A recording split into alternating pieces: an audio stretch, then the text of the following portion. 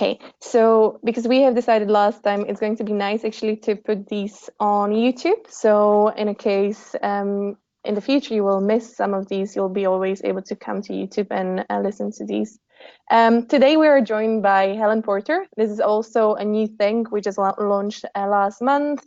And every month we are hoping to have a guest speaker where they will presenting how they go about using DMPonline. So Helen Porter is from London School of Economics. And after Helen will present to you how they go about using DMPonline, we'll just update you on our recent RDMF and DMPonline user group, which we just held last week. And towards the end, we'll just have some space to ask questions and basically cover anything you wish to. So if I can ask now, Helen, if you're happy, I'm giving you the space now to talk about how you go about using DMPonline. Yeah, sure. Thanks a lot. Hello everyone. Just to give some background, I've been at LSE for about a year. So some of what I'm going to say isn't actually that exciting. I think there's still a lot of work we need to do at LSE to really use DMPonline to the maximum. But I'll just go through some of our experiences at LSE. So at LSE, all plans need to be submitted through DMPonline. We don't give any other options or any other templates. So DMPonline is really integrated into our workflows. And generally, people are very happy with the system. That seems to work for them. There's no issues reported about DMPonline being difficult to use. Last year, we had about 614 plans submitted through the system. That's an increase of about 40% over the last year. So we are seeing DMPs being submitted much more. I work on my own. Currently, we're looking at additional resource because obviously that's quite a lot of plans to review. And the library is very much committed to offering a review service as part of teaching and research support at LSE. So it's not a service that we want to cut. The question that means that we get a lot of plans is in our first stage ethicals approval. We have a simple question: have you completed the data management plan? Yes or no. It's only compulsory for funded projects, but the question's so ambiguous that anybody that's doing research basically with humans tends to submit one. So the template is really focused on GDPR, as we're a social science institution and we do so much research with humans. But the templates do seem to be causing a problem and do need a little bit of revision at this stage, mainly because we have, of those 614, 463 of those plans came from master students, which is 75% of total plans. And I think we're a bit unusual in the support that we do give to master students. And as I said, we're not considering removing that service. So we need to look at ways to, I think, tailor DMPonline as far as we can to make them more user-friendly for masters. So we've got some problems with the wording, which I know is a standard issue for us all. So I'm going to be doing like a large-scale review of all the templates. But something I did, because I was quite curious about, in some cases, how much students struggled to answer the DMP questions to find out what was going on. So I we've got a UX researcher at LSE. So I did a little bit of a light touch UX exercise with DMPonline, which was basically I invited students to come and fill in a DMP with myself present. And we used screen capture to see how they were going about navigating the system. I was there on hand to answer questions that came up. But tried to have limited input and didn't really tell them what to do. Also made notes. I haven't had the chance to write up the notes fully yet, but just some observations that I thought might be useful to share as part of the group was our setup of the system seemed to be not clear in terms of what information was required or not, e.g. the project abstract, etc. So we need to go back and look at that. There are also some problems that I think were definitely coming from the fact that it was master students rather than researchers. So basically, lack of data management knowledge to fill in the questions. I think we struggle with the DCC guidance not being relevant or worded in a way that was friendly for master students. So we need to think about whether we need to turn that off. They were also not very sure what information to fill in on the page about project details, so ORCID, grant number, etc.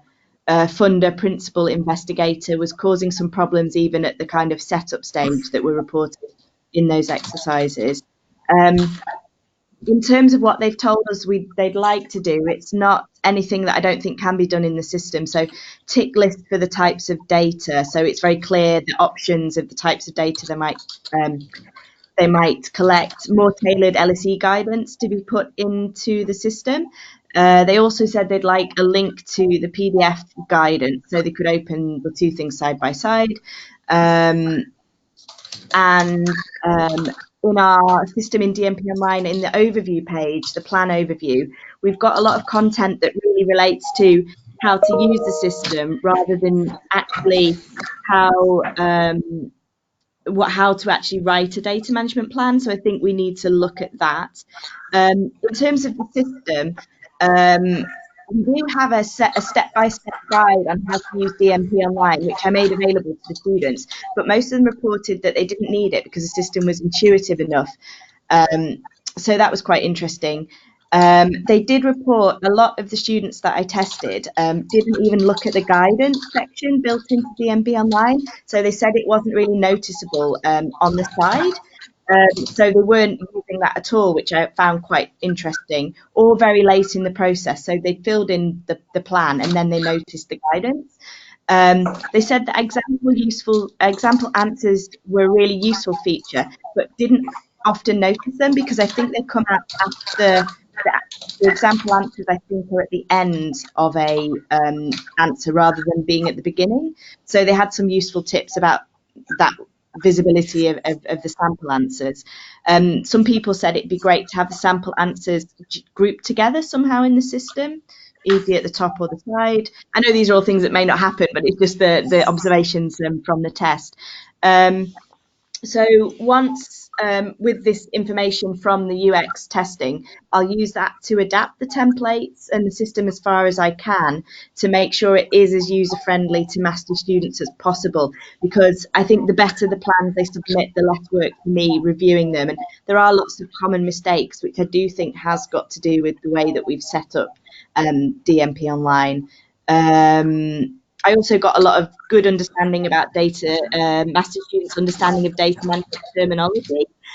So I've decided I might do another UX type exercise, which is sort of card sorting. So where you give out data management terms and headings and questions to understand how master students would like the information, but also how they understand it. So I think that's something I'll do going ahead, and I'm hopefully going to write up some of this into a poster or share it if it's useful for people. But I understand that not many people are supporting master students to the level that we do. Yeah, so that I think was everything I had to say, rather than just repeating kind of the general issues that might come up with data management or DMPonline. I think that's something that I've done that's quite a useful project. So hopefully we'll share the results a bit wider when I've completed it. That's fantastic. Thanks very much, Helen. I think it's really interesting, the uptake you've had, how many DMPs, and specifically from masters, but from our perspective, it's really helpful to get that feedback on like the UX and the design. Does anyone have questions for Helen? You can either unmute and ask the question or type something in chat if you'd like to. Or reflections on whether you have similar experiences with the review. I think Helen's probably done many more DMP reviews than other universities. It's hundreds that you've done. Yeah, one thing I should mention is that at the moment we're just doing the reviews sort of via email, so very much external to the system. So I'd be really interested in learning from anybody that does the feedback in a sort of more within DMP online a lot more than we do. So that's something that I think could be useful. But yeah, it's just a question of getting the time to review all of these things. So yeah, definitely. So I see there's one question from Bev just asking, are supervisors involved in the review? Yeah, at that stage they're not. I think that's something that we will have to look at, because it would very much help on our side. So I'm going to go to the departments that submit the most plans and see how, supervisors can get more involved, or alternatively, whether a DMP could be required as a submission. So I think master students have to include their ethical approval in their dissertation submission, and it would be great if they could submit their DMP.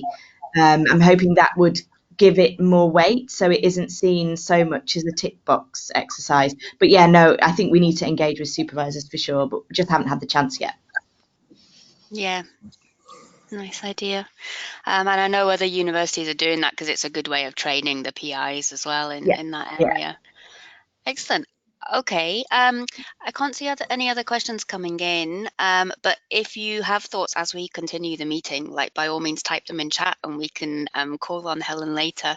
But thank you very much for that, and I would encourage you to write up in a poster. I think it'd be really useful to others as well. Yeah, I haven't gone through the entire screen capture videos yet, so I probably would have quite a lot more data for you about the system when I do that, so I definitely share it, yeah. Excellent. Okay. So the next thing is really just to give you updates from our end, and then just to have options for you to ask us any questions as well.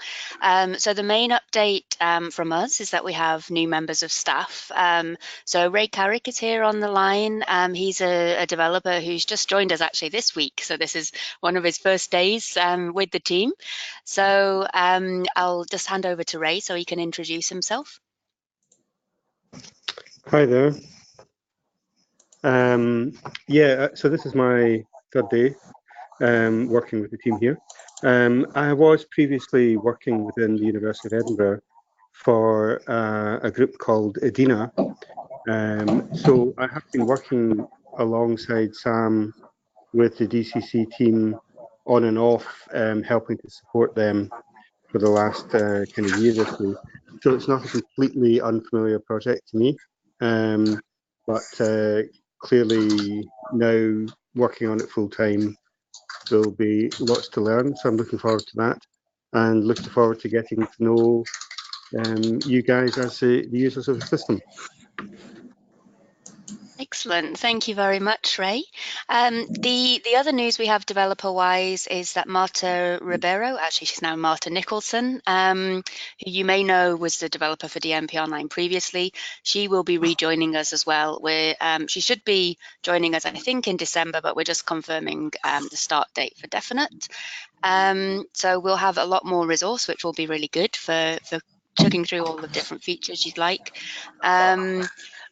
We also did a user group earlier this month in London. So that was something that we hosted at LSE. And we showed conditional questions. So a feature that allows you to set conditions on different questions in your template so that you can either add a notification like an email alert, or you can skip certain questions and add routing effectively to your template. We have sent that's essentially out for feedback. If anyone hasn't had the details, because we just sent it to people who'd been at the user group, if you would like to look at that and review it and give us comments, if you just drop us a line on the help desk, and we'll send the details through. We'll also post it out to the DMPonline user group listserv, so if you're on that, you should get the details as well. And we also looked at other features at that user group, like the new feature to add departments, and we talked about some of the plans for the full text API and how you can use data from your DMPs. And we'll have a write-up of that in the newsletter as well, so you'll get a kind of full review soon. I'll hand over to Magdalena to do the other updates, so work we've been doing around the accessibility testing and events coming up. And then if you have any questions, we're happy to take any questions as well.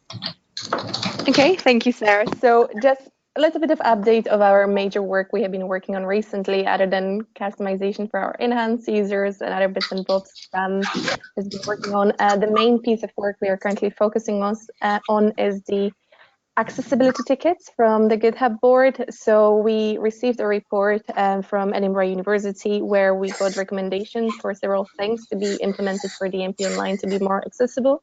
I think some of the things won't be implemented due to various reasons, but again, we will be having an accessibility statement on DMPonline, just explaining for the users what was not implemented and possibly why. So we are hoping this is going to make the use of DMPonline more accessible in the future. I'm not sure, Sam, how long this is going to take. Still, we have still a few outstanding tickets to go through, and also we have to test quite a few just to see how it currently works. But we're hoping this is going to be in our next release. And also, we have been for you, just so you know, we have been offered a venue in Netherlands for January, and we will be hosting DMPonline user group in Netherlands on the 20th of January in Delft. For those who would like to come, please just drop us an email to dmponline@dcc.ac.uk, and I'll just keep you up to date with more details about what time we'll be starting the venue and what's going to be the agenda for the day. Some of you might have joined our last call in August. So we have a recording which is live now on YouTube. I don't know whether I can actually just copy and paste from this document to the chat as well, in case you have missed it. We were joined by Marta from Delft University, and it was really good call. So I do recommend for those who missed it just to have a listen to that. I'm not sure whether you have any more questions or you would like to discuss anything, or there are some features you would be interested to know about or anything. I'm just giving you the floor to space to talk.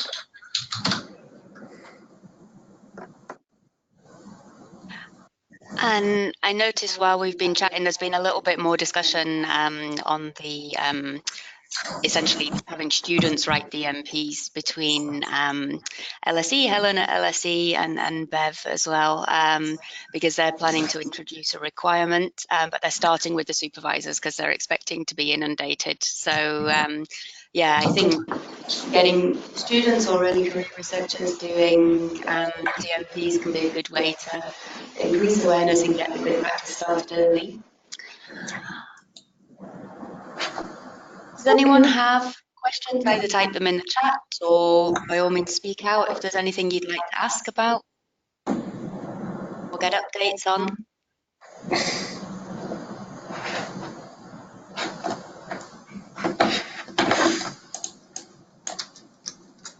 No.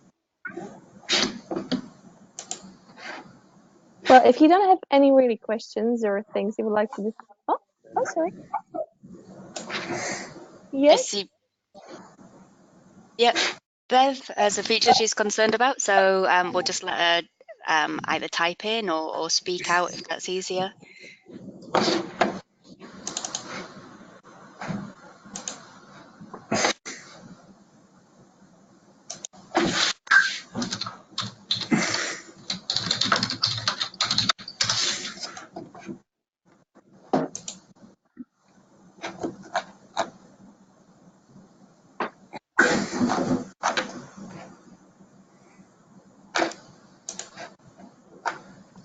Okay.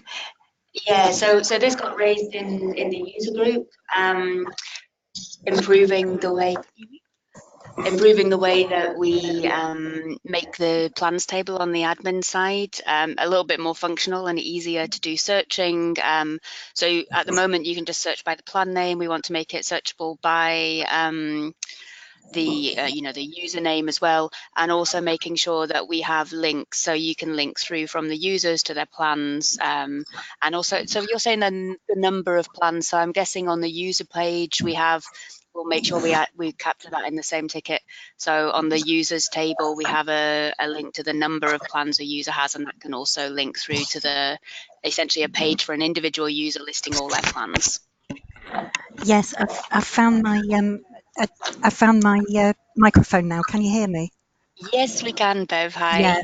Yes, where you get a list of plans, there's a number by, so you can see and it would just be nice if you could actually just click through it from the list. That's all, really. Yep, that's what we're planning on doing, is having Lovely, that great. click on either the user with their list of plans, and then you can see their list of plans from them, and Yeah. vice versa. Yeah. Users. Brilliant, lovely. Have we got any timescale on that? So later today we have, with Ray just starting, we're having a planning meeting where we review Right. what came out of the user group and essentially make a Right. schedule of work. And Right, I think lovely. those admin features where it's essentially we're just, adding links and making the table and the search a bit more rich, I think they're quite Right. small features that we can easily prioritize and hopefully get out sooner. Lovely. Brilliant. Thank you. Any other questions or reflections from people on the call? It's nice to see new attendees, and hopefully, like the sharing of news is useful to you. But we're interested in reflections from you. If there's other things you'd like to see on these calls, let us know if you have ideas for the agenda. I think the knowledge exchange is a good way to hear how different unis are handling DMPs.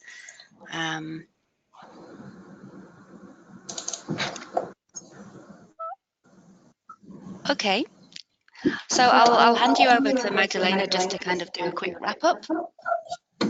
Okay, so thanks all for joining in today, and many thanks to Helen for telling us how they go about using DMPonline at LSC. Just to wrap up, really, if you're not following us on the social media and if you're not subscribed to our monthly newsletter, I'm just sharing the links now with you in the chat. So by all means, do follow us on Twitter at DMPonline. We do have a Facebook page as well, and we are on LinkedIn. And I just shared the link to our monthly newsletter. And just to wrap up for everyone, our next drop-in meeting is going to be on the 31st of October, 10:30 in the morning, and the UK time for anyone joining us from somewhere else. And I'm just sharing the link in the chat again with you. I'll be sharing this on Twitter and in our newsletter as well. So we are looking forward to speak to you in a month's time. Thank you all, and have a lovely day. Excellent. Thanks. Bye-bye. Goodbye.